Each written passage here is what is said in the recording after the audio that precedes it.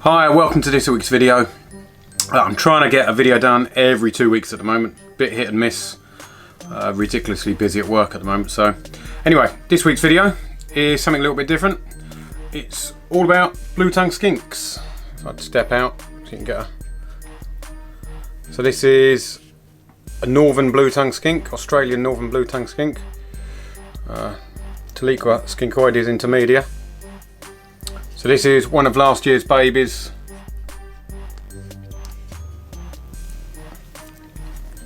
One of last year's babies that I'm rearing up. So I'm just going to run through, show you some different skinks that I'm working with here. Yeah, that's it, just something a little bit different. Anyway.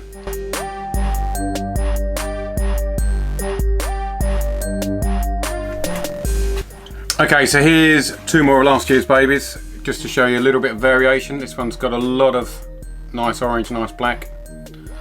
This one's slightly more hyper, the blacks. If you look at the difference between the two blacks, hopefully this camera picks it up, versus this one. So again, both Australian blue tongues. You can see the heads are completely different.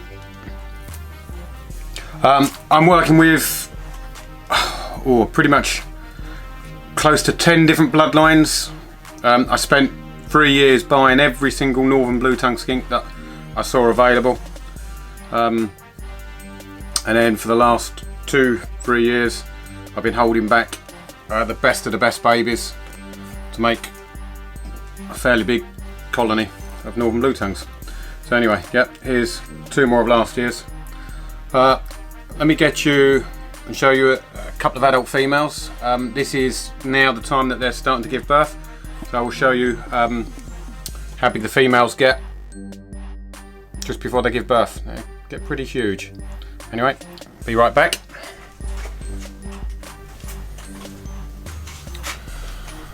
Okay, so this is a female.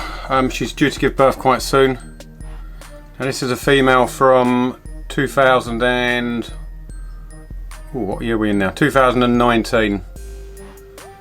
As you can see. So she's not particularly big. Litter sizes on northern blue tongues. The biggest litter I've had so far was 21 live babies. Smallest litter was 2 live babies so far. Anyway, so that's one female from 2019 hold back. You can see she's nice and big, due to give birth very soon. Let me grab one of the others.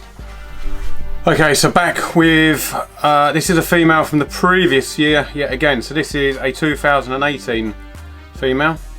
Last year she gave me 14 babies. She's probably a few more weeks away from giving birth this year. So again, you can see the really rich black and orange down the side.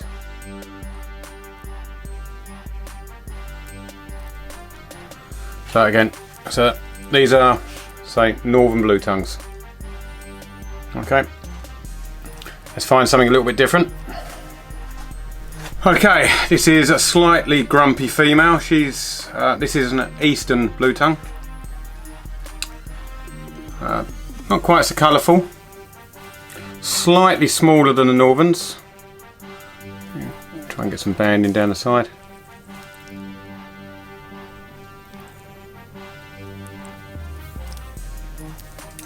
So this female, she's just given birth last week. So this is an eastern blue tongue.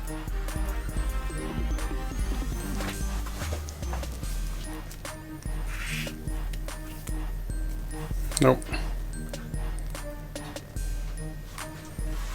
So it's a lot smaller litters on these guys. This female gave me six babies and 2 slugs.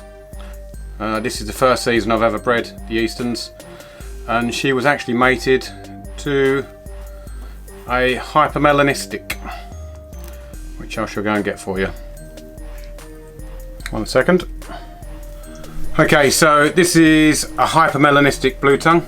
Now this is the male that sired the litter with her. Now again, this is beautiful orange bellies, jet black.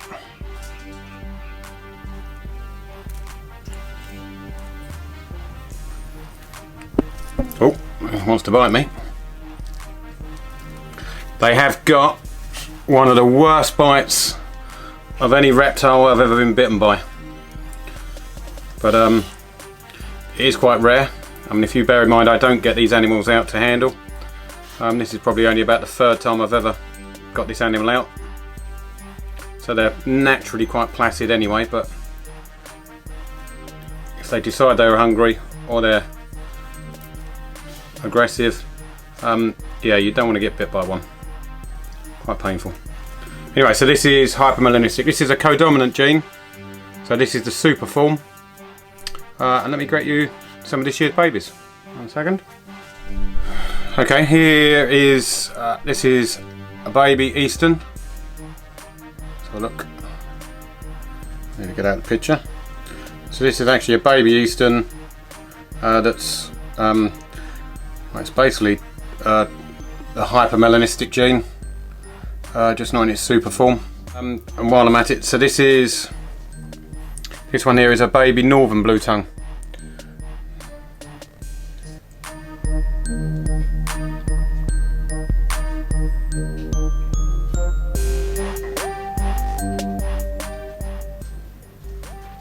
So the baby Northern Blue Tongues, they take a good few months before the colours really start coming out on the Northerns, and then you really get the oranges and the reds developing. They will get to adult size in 12 months. I feed all my Blue Tongues on the Repashy superfoods. Pretty much that's it. I might start the babies off on some crickets, but as soon as possible they go onto the Repashy superfoods. Yep, and you can get them up to adult size within 12 months. Anyway, so that's Northerns and Easterns. Let's see what else we got there. Okay, so we got Northern Eastern. Doesn't leave too many left. This is a Western. So if you have a look again, let the camera kick in. So you got a lovely dark eye band. Much smaller animal. A much smaller animal compared to the Northerns. A little bit smaller than the Easterns, but not much. Beautiful lizard. This is probably the rarest out of these, the ones I'm showing you now. And we've got a small group of these. Not sure whether there's any gravid this year. This is only my first year trying to breed these. Not sure whether I've got lucky or not yet.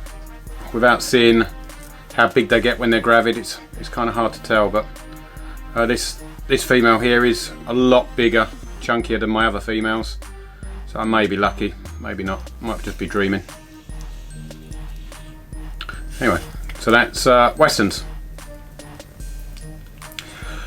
So that's pretty much it. That's my Northerns, Easterns and Westerns with the hypermelanistics. I'm producing a lot of Northern Blue Tongues this year. Although unbelievably, potentially they're all sold already. The market is absolutely huge on Blue Tongues.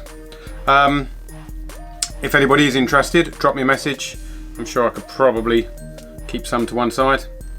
Yeah, that's it. I don't know what else to tell you. This is just literally showing you something different.